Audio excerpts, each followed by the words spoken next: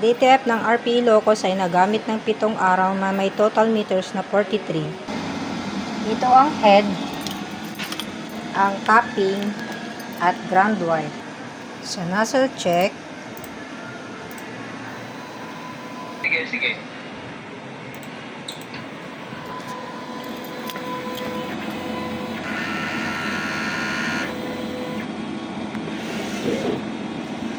kompleto naman po. EBR 250 volts, waste tank, ink tank area.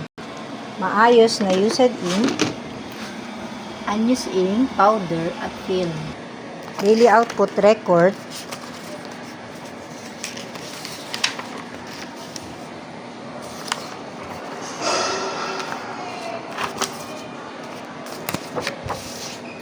Daily maintenance. Consumable. Updated na wallpaper. Thank you.